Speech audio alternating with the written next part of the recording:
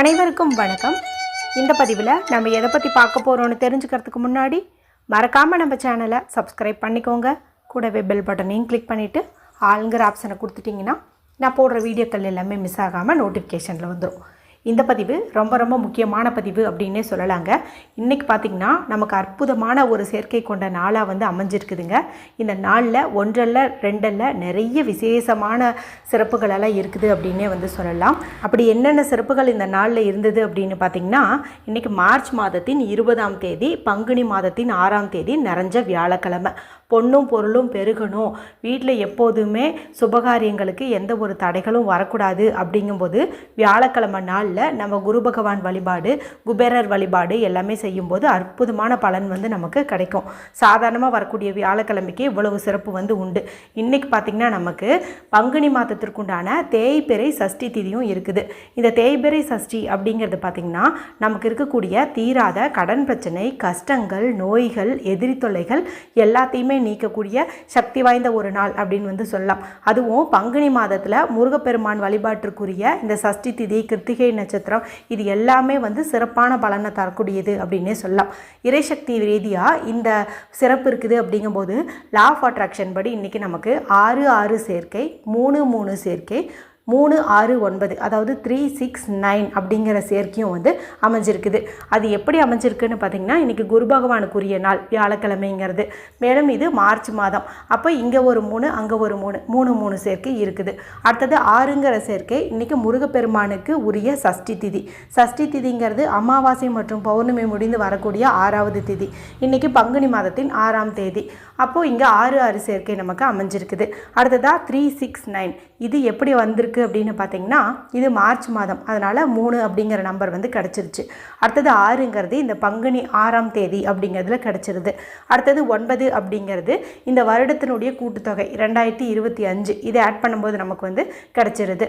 இத்தனை சிறப்புகளும் இந்த நாளில் இருக்கிறதுனால தான் குளிக்கக்கூடிய தண்ணீரை ஒரு குறிப்பிட்ட முறையில் பயன்படுத்துங்க. ஒருவேளை வீடியோ லேட்டாக பார்த்தீங்க அப்படிங்கும்போது அதுபோல் தண்ணீரை ரெடி பண்ணிவிட்டு இரவுக்குள்ளே உங்களுடைய முகம் கை காலையாவது கழுவிக்கோங்கன்னு சொல்லி ஒரு பதிவு போட்டிருந்தேன். அடுத்ததாக பார்த்தீங்கன்னா, திருச்செந்தூர் முருகப்பெருமானை நினச்சி 6 மிளகை ஒரு குறிப்பிட்ட முறையில் வச்சுருங்க. இதன் மூலமாக நல்ல ஒரு குபேர சம்பத்து கிடைக்கும், செல்வ செழிப்பு உண்டாகும் என்பது குறித்து ஒரு பதிவு போட்டிருந்தேன். அடுத்ததாக பார்த்தீங்கன்னா, மஞ்சத்தூள் டப்பாவில் ஒரு குறிப்பிட்ட பொருளை போட்டு வைங்கன்னு சொல்லி ஒரு பதிவு போட்டிருந்தேன். அடுத்ததாக பார்த்தீங்கன்னா, சொந்த வீடு அப்படிங்கிறது நிறைய பேர்த்துக்கு ஒரு பெரிய கனவாகவே இருந்துட்டு வரும். அந்த மாதிரி சொந்த வீடு அமையணும், ஐஸ்வர்யம் பெருகணும் அப்படிங்கிறவங்கலாம் வீட்டில் இருக்கக்கூடிய இந்த 3 பொருளையும் ஒன்றா வச்சாவே போதும்னு சொல்லி மதியம் ஒரு பதிவு போட்டிருந்தேன். இதில் ஏதாவது ஒன்று நீங்கள் நிச்சயமாக செஞ்சுருப்பீங்க. ஒருவேளை இன்னும் உங்களுக்கு டைம் இருக்குது இல்லையா, இன்னும் சஷ்டி திதி இரவு வரைக்கும் இருக்குது. இது வரைக்கும் பார்க்காம இருந்தீங்கன்னா லிங்க்கு கூட இந்த வீடியோ முடியும் போது வரக்கூடிய எண்ட் ஸ்க்ரீனில் கொடுக்குறேன். பார்த்து அதில் ஏதாவது ஒன்று செய்யுங்க. நாங்கள் எல்லாமே முயற்சி பண்ணிட்டோம், ஆனால் எதுவுமே இன்றைக்கி எங்களால் செய்ய முடியாமல் போயிடுச்சு. முருகப்பெருமான் வழிபாடும் செய்ய முடியல, கோவிலுக்கு போக முடியல, விரதம் இருக்க முடியல, பூஜை செய்ய முடியல, எதுவுமே பண்ண முடியல அப்படின்னு நினைக்கிறவங்களுக்காக தான் இந்த பதிவு. ஏன்னா நம்மளுடைய சேனலில் சில விசேஷமான பூஜை முறைகள் செய்ய தவறிட்டா அதுக்கு சமமான பலன் தரக்கூடிய மெத்தட் சொல்லிடுவேன். அந்த மெத்தட் தான் இப்போ உங்களுக்கு நான் சொல்ல போகிறேன். இதை செய்வதன் மூலமாக இன்றைக்கி நீங்கள் விரதம் இருந்து வழிபாடு செஞ்சுருந்தா எந்த அளவுக்கு பலன் கிடைக்குமோ அதே பலன் உங்களுக்கு நிச்சயம் இந்த முறையின் மூலமாகவும் கிடைக்கும் அப்படின்னு சொல்லலாம்.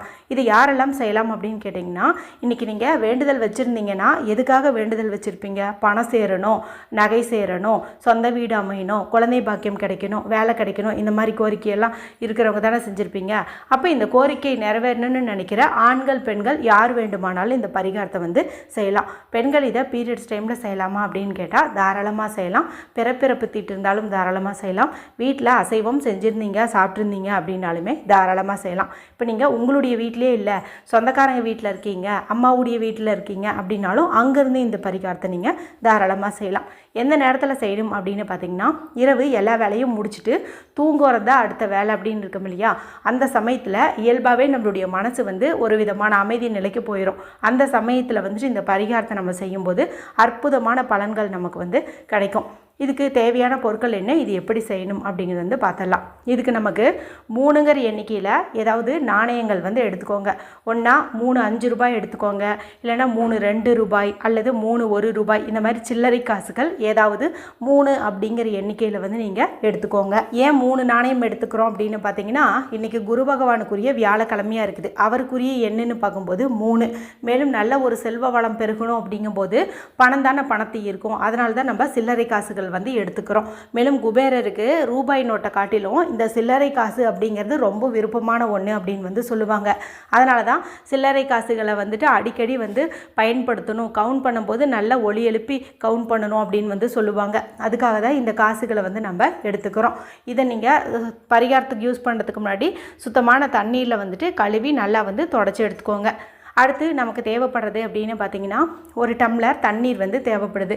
இந்த டம்ளரானது கண்ணாடியாக இருக்கிறது, மண் சம்மந்தப்பட்ட பொருட்கள், அதாவது பீங்கான் மண் கப்பெல்லாம் இருக்குது இல்லையா, அந்த மாதிரி இருக்கிறதுக்கு ப்ரிஃபரன்ஸ் வந்து கொடுங்க. ஒருவேளை இந்த வீடியோ பார்க்கும் சமயத்தில் உங்கள் வீட்டில் அதுபோல் பொருட்கள் இல்லை அப்படின்னா மட்டும் நீங்கள் சில்வரில் வந்துட்டு சொம்போ அல்லது டம்ளரோ வந்து எடுத்துக்கோங்க. அடுத்தது இதில் குடிக்கிற தண்ணீர், சுத்தமான தண்ணீர் வந்து நீங்கள் பிடிச்சி வச்சுக்கோங்க.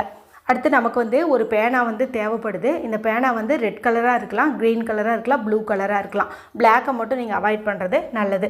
இப்போ நான் சொன்ன இந்த பொருட்களை எடுத்துகிட்டு பெட்ரூமில் ரிலாக்ஸாக வந்துட்டு நீங்கள் உட்காந்துக்கோங்க, இல்லைனா ஹாலில் கூட உட்காந்துக்கோங்க. மூச்சை நல்லா ஆழமாக இழுத்து விடுங்க. அதன் பிறகு உங்களுடைய 2 உள்ளங்கையும் நல்லா வந்து தேய்ச்சிக்கோங்க. உங்கள் முன்னாடி இந்த தண்ணீரை வந்து வச்சுக்கோங்க. அடுத்தது உங்களுடைய இடது கையில், அதாவது லெஃப்ட் ஹேண்டில் இந்த கட்டைவரலுக்கு கீழே உள்ள பகுதி பார்த்திங்கன்னா சுக்கரமேட்டு பகுதி அப்படின்னு வந்து சொல்லுவோம். இந்த சுக்கரமேட்டு பகுதியில் ஒரு எனர்ஜி சர்க்கிள் வந்து போட்டுக்கோங்க. அதாவது கேப் இல்லாத மாதிரி ஒரு வட்டம் வந்து போட்டுக்கோங்க. இந்த வட்டத்துக்குள்ளே 369 அப்படிங்கிற பவர்ஃபுல்லான இந்த ஏஞ்சல் நம்பரை வந்துட்டு நீங்கள் எழுதிக்கோங்க. எழுதிட்டு உங்களுக்கு என்ன கோரிக்கை வந்து நிறைவேறணும்னு நினைக்கிறீங்களோ அது ஒரு வார்த்தையில் வர மாதிரி எழுதுங்க. ஏதாவது ஒரு வேண்டுதல் தான் வந்து வச்சுக்கணும். இப்போ பணம்னா பணம் மட்டும் எழுதணும், வேலைனா வேலையை மட்டும் எழுதணும். இங்கிலீஷ் தமிழ் எதில் வேணாலும் நீங்கள் எழுதலாம், ஆனால் ஒரு வார்த்தையில் வர மாதிரி எழுதிக்கோங்க. அடுத்தது உங்கள் முன்னாடி வந்து இந்த தண்ணி வச்சுருக்கீங்க இல்லையா, இந்த தண்ணியில் உங்களுடைய ரைட் ஹேண்டு, அதாவது வலது கையினுடைய ஆள்காட்டி விரல், பாயிண்டிங் ஃபிங்கர், அதை பயன்படுத்தி இந்த தண்ணீர்லேயும் வந்துட்டு நீங்கள் 369 அப்படின்னு சொல்லிட்டு எழுதிடுங்க. எழுதிட்டு இப்போ உங்கள் 2 உள்ளங்கைக்கு நடுவில் இந்த தண்ணீரை வச்சுட்டு அந்த வார்த்தை எழுதணும் இல்லையா கையில், அது வந்து நடந்து முடிச்சிட்ட மாதிரி நீங்கள் வந்து பாசிட்டிவாக சொல்லணும். எனக்கு வந்து இப்போ ஒரு 2 லட்சம் பணம்னு வச்சுக்கோங்களேன். 2 லட்சம் பணம் கிடைத்து விட்டது, நல்ல சம்பளத்தில் வேலை கிடைத்து விட்டது, நல்ல இடத்தில் வரன் அமைந்து விட்டது, நல்லபடியாக குழந்தை பிறந்து விட்டது, நல்லபடியாக வீடு அமைந்து விட்டது. அந்த மாதிரி எது எழுதுனீங்களோ அது வந்து நடந்து முடிச்சிட்ட மாதிரி பாசிட்டிவாக, இவ்வளவு முறைதான்ட்டு இல்லை, எவ்வளவு முறை வேண்டுமானாலும் நீங்கள் தண்ணீரை கையில் வச்சுக்கிட்டு இதை வந்துட்டு நீங்கள் சொல்லணும். சொல்லி முடிச்சுட்டு முருகன் அருள் பரிபூர்ணமாக கிடைக்கட்டும், முருகன் அருள் பரிபூர்ணமாக கிடைக்கட்டும், முருகன் அருள் பரிபூர்ணமாக கிடைக்கட்டும் அப்படிங்கிற வார்த்தையும் வந்துட்டு நீங்கள் சொல்லுங்கள். இந்த மாதிரி சொல்லும்போது இனம் புரியாத மகிழ்ச்சி உங்களுடைய மனதுக்குள்ளே வந்து பரவிடும். ஏன்னா முருகன்னு சொல்கிற அந்த நாமத்துக்கே வந்து அந்த சக்தி வந்து உண்டு. அதனால தான் இதை வந்துட்டு நான் சொல்கிறேன். இப்போ வந்து நீங்கள் சொல்லி முடிச்சிருங்க. அதன் பிறகு இந்த தண்ணீர் இருக்குது பார்த்தீங்களா, இந்த தண்ணீரை கொஞ்சம் கொஞ்சமாக சிப் பண்ணி பொறுமையாக வந்துட்டு நீங்கள் குடிச்சிருங்க. முழுவதுமே வந்துட்டு குடிச்சிருங்க. இல்லை நீங்கள் வேறு யாருக்காவது வேண்டுதல் வச்சுருக்கீங்க அப்படிங்கும்போது அவங்க வீட்டில் இருந்தாங்கன்னா அவங்கக்கிட்ட கொடுத்து குடிக்க சொல்லுங்கள். மடக்குன்னு ஊற்றக்கூடாது, கொஞ்சம் கொஞ்சமாக தான் குடிக்கணும். அடுத்தது இந்த 3 காயின் வந்து எடுத்துக்கிட்டோம் இல்லையா, இதை வந்து இந்த எழுதி வச்ச பாருங்க 369 பணம் அப்படின்ட்டுலாம் அந்த இடத்துல வச்சுக்கோங்க. வச்சுட்டு இப்போ உங்களுடைய வலது கை கொண்டு மூடிக்கிட்டு நல்லா உங்கள் கைகளை வந்து குலுக்குங்க. இப்படி குலுக்கும்போது பார்த்தீங்கன்னா அந்த 3 காசும் ஒன்றோட ஒன்று மோதி ஒளி வந்து எழுப்போம். அது வந்து இவ்வளவு முறைதான்ட்டு இல்லை, ஒரு 10 முறை அந்த மாதிரி வந்துட்டு நீங்கள் குலுக்கிக்கோங்க. குலுக்கிட்டு இதை வந்துட்டு அப்படியே உங்களுடைய தலகாணிக்கடியில் வச்சுட்டு தூங்கிடுங்க. நாளைக்கு காலையில் எழுந்ததும் கண் விழித்து பார்க்கும்போது முதல் வேலையாக பில்லோக்கடியில் இருக்கிற இந்த காசுகளை எடுத்து இதை வந்துட்டு நீங்கள் பார்த்து கண் விழிங்க. தூங்கி எழுந்ததுமே இதுபோல் மகாலட்சுமியின் அம்சம் பொருந்திய நாணயத்தின் மீது நம்ம கண் விழித்தோம் அப்படின்னாவே நம்மளுடைய ஒட்டுமொத்த பண கஷ்டமும் வந்து விலகும், நல்ல ஒரு ஐஸ்வர்யம் வந்து பெருகும். அதன் பிறகு இந்த காசுகளை நீங்கள் உங்களோட பர்சனல் யூஸுக்கு பயன்படுத்திக்கலாம். ரொம்ப ரொம்ப சிம்பிளான இந்த மெத்தடை எல்லாருமே இரவு தூங்குறதுக்குள்ளார செஞ்சு பலனடையுங்க. வீடியோ பிடிச்சிருந்தால் மற்றவங்களோட ஷேர் பண்ணுங்கள், லைக் பண்ணுங்கள். மற்றும் ஒரு பயனுள்ள பதிவில் உங்களை சந்திக்கிறேன். நன்றி, வணக்கம்.